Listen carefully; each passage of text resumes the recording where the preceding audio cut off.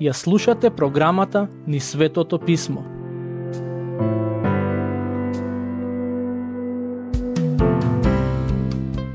Драги пријатели, во претходната епизода размислувавме за искушенијата низ кои Господ Исус мина во пустината.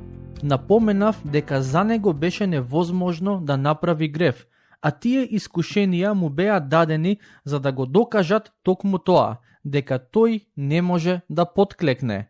Денес ќе продолжиме со читање на Евангелието и ќе размислуваме за настаните кои се случија по искушенијата во пустината.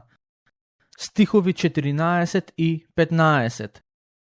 И се врати Исус во Галилеја во силата на Духот и се разнесе глас за него по целиот тој крај, а тој поучуваше во нивните синагоги и сите го славеа. Интересно е како Лука забележува дека по искушенијата Исус се врати во Галилеја во силата на Духот.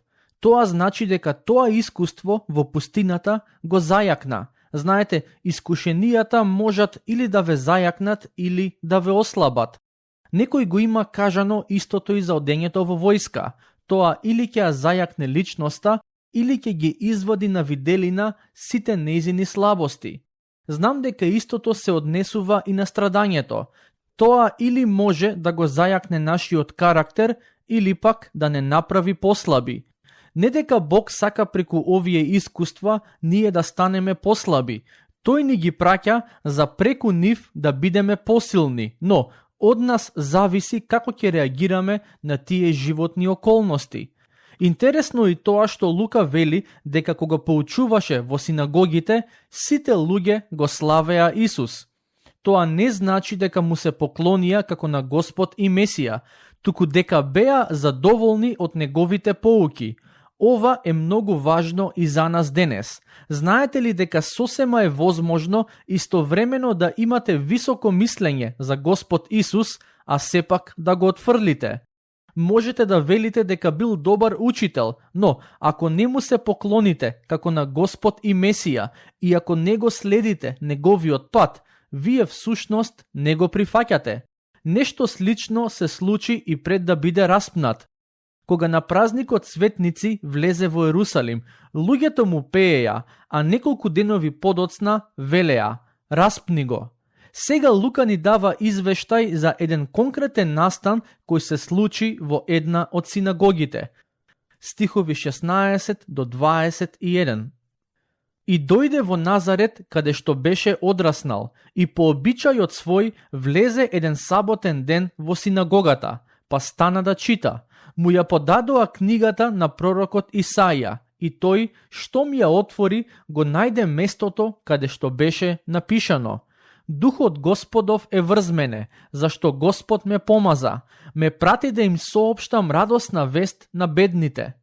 Ме прати да им проповедам на заробените ослободување и на слепите прогледување, да ги пуштам на слобода на патените, да ја проповедам благопријатната година Господова. Потоа ја затвори книгата, му ја даде на прислужникот и седна, а очите на сите во синагогата беа вперени во него и почна да им говори: денес се исполни ова писмо што го чувте. Лука е единствениот од евангелистите кој пишува за оваа случка. Со оглед на тоа што е навистина уникатна, сметам дека би било добро да кажам нешто за неа. Во стиховите прочитавме дека Исус се врати во Назарет, каде што одраснал. Знаете, кога од некое мало место ќе произлезе познат човек, генерално гледано, сите од тоа место се навистина горди на тој човек. Во случајот на Исус, тоа беше така на почетокот од неговата проповед, а потоа луѓето сакаа да го погубат, но за тоа ќе читаме подоцна. Стиховите кои ги прочитавме велат дека Господ Исус влезе во синагогата во Назарет на саботен ден. Не знам дали ќе се сетите на ова, но во Стариот Завет на ниту едно место не се спомнуваат синагогите, а во Новиот Завет, особено во Евангелијата и книгата Дела апостолски, често читаме за нив.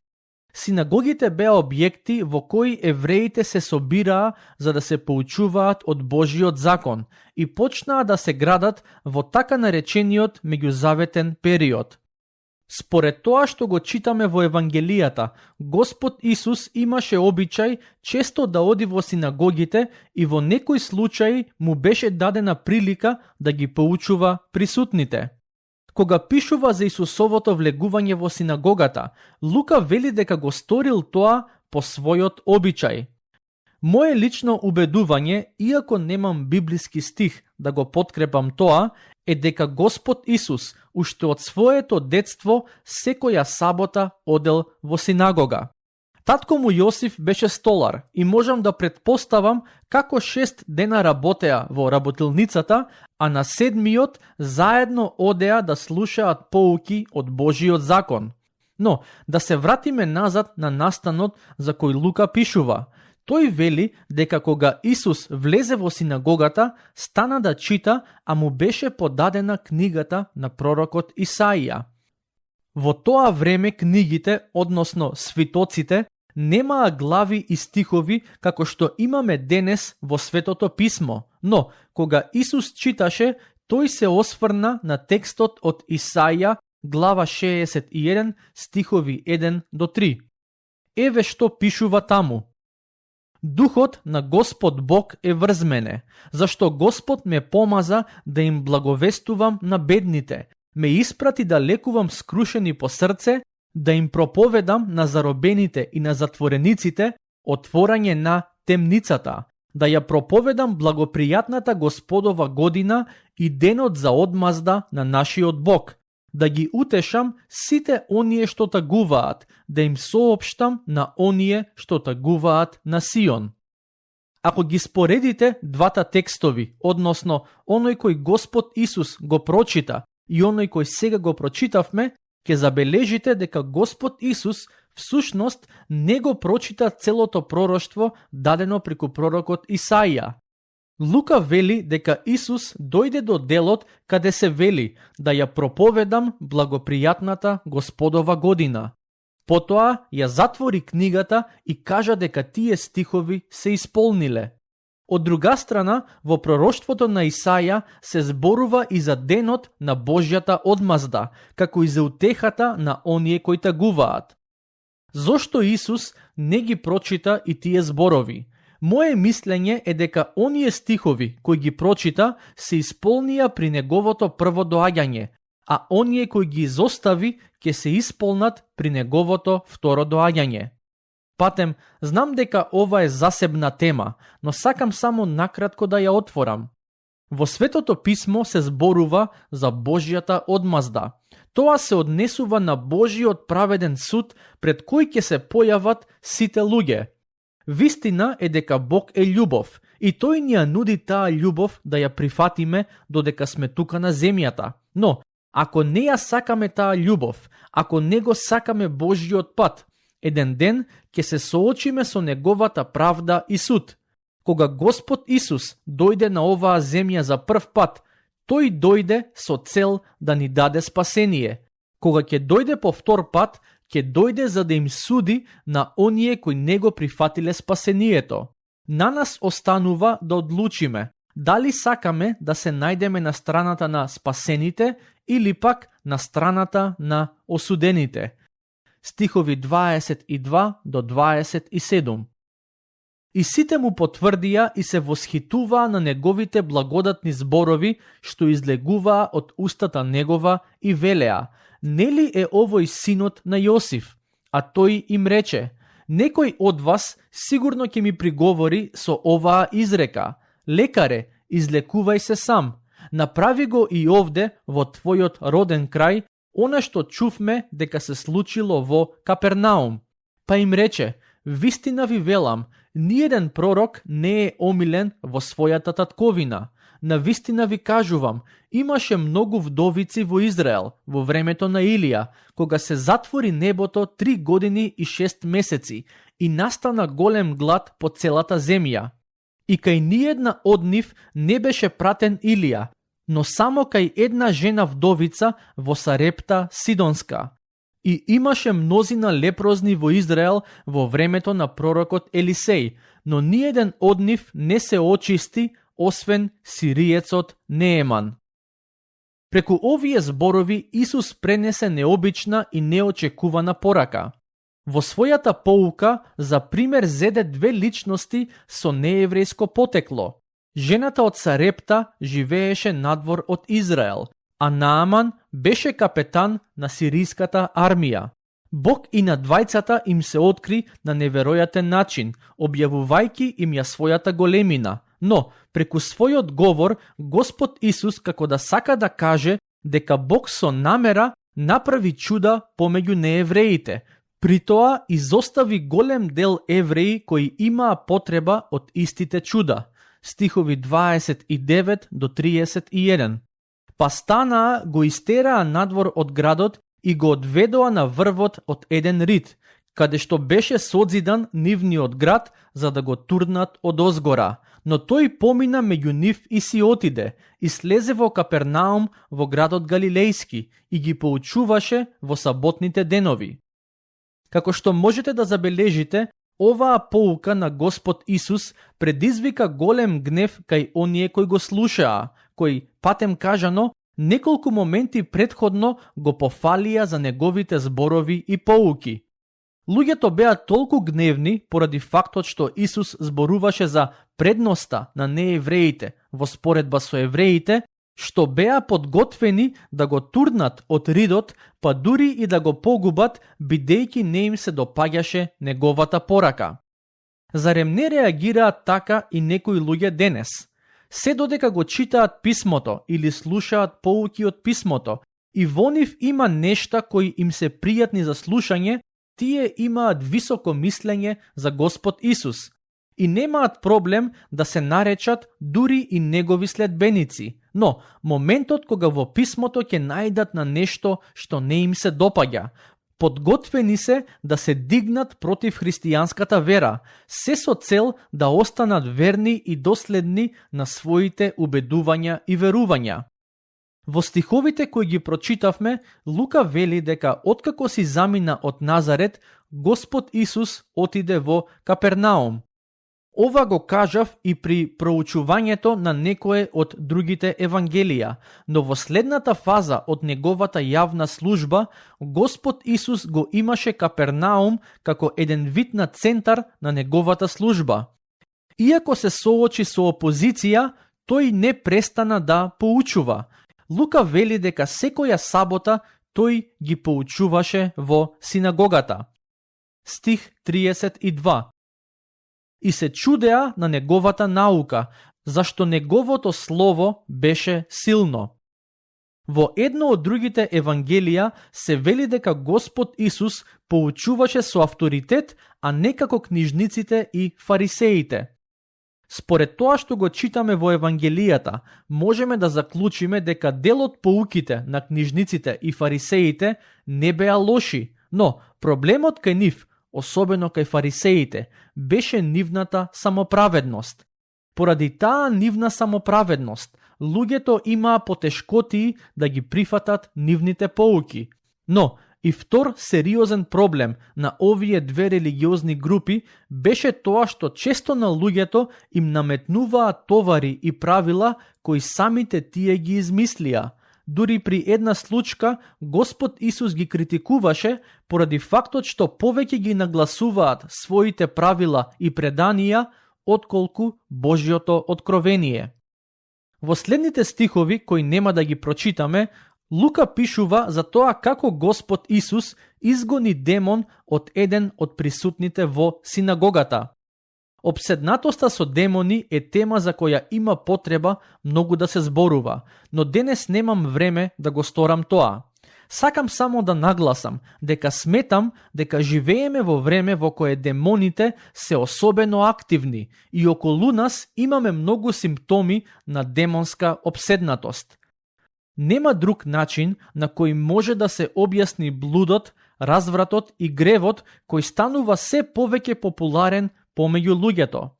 Единственото решение за тоа е Господ Исус Христос и неговата сила која може да ги истера демоните и да донесе нов живот. Ке продолжиме со читање на текстот. Во стиховите 38 и 39 читаме за уште едно чудо. Всушност, ова е едно од ретките чуда кои, барем според тоа што го читаме во писмото, Господ Исус ги направи за апостолите или пак луѓе кои им се блиски. Таму се вели: штом излезе од синагогата, влезе во куќата Симонова, а тештата на Симон имаше силна треска и го помолија за неа. И како застана над неа, тој ја прекори треската и таа ја остави, и жената веднаш стана и им служеше.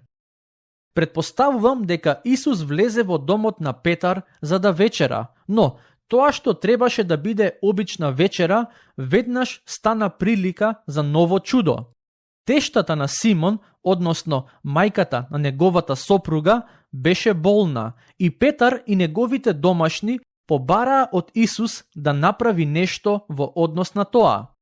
Не заборавајте дека пред малку Исус изгони демон, што значи дека луѓето малку по малку стануваа свесни дека тој не е само обичен учител, туку нешто многу повеќе. Тоа што можеме да го забележиме од Евангелијата е дека кога Исус исцелуваше, тоа исцеление веднаш се случи и на сите кои беа сведоци им стана јасно дека личноста е исцелена. Никој не се сомневаше во тој факт.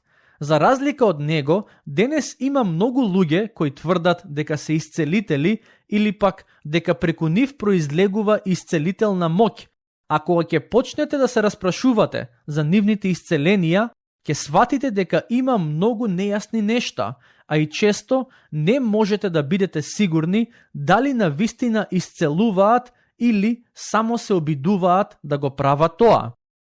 Она што го велам, не сакам да го сватите погрешно. Не сакам да мислите дека јас не верувам во Божите исцеленија. Јас верувам во неговите исцеленија, затоа што за нив читам во Светото Писмо, а и самиот јас ги имам искусено во мојот живот. Не ми смета тоа што христијаните се молат за исцеленија, туку фактот што од нив некои луѓе прават циркус. Христијаните треба да се молат за свое, а и за туѓо исцеление, но во сето тоа да бидат свесни дека некогаш Бог во својата суверена волја одлучува да не го исцели болниот за кој се молиме. Ова го нагласувам за да не им даваме лажна надеж на луѓето, ветувајќи им дека само ако веруваат, секоја нивна болест и слабост ќе исчезне со сигурност. Наше е да се молиме и да веруваме, а Бог одлучува каде и како ќе се пројави. Стих 40. И на зајдисонце сите што имаа болни од разни болести ги доведуваа кај него, а тој, положувајќи раце над секого од нив, ги исцелуваше. Кога пишува за овие настани, Матеј во своето Евангелие го цитира пророкот Исаја. Може би го прави тоа затоа што самиот тој им пишуваше на евреите и сакаше да се сетат на писмото кој им беше дадено и како Исус е исполнување на тие стихови. Забележете дека во стиховите кои ги прочитавме се вели дека Исус ги исцелуваше сите кои ги носеа кај него. Тие чуда беа една предслика на небесното царство, во кое сите кои се дел од него ќе бидат исцелени од своите болести и слабости. Стих 44. И проповедаше по синагогите галилејски. Ова значи дека Исус проповедаше и на затворено, односно во синагогите, а како што ќе видиме подоцна, проповедаше и на отворено, на полињата, покрај морето, на височините и слично. Неговата порака се однесуваше на небесното царство, но и на доаѓањето на царот. Тука ќе го завршиме денешното проучување. Во следното ќе почнеме со обработка на глава 5. Дотогаш, Бог нека ве благослови.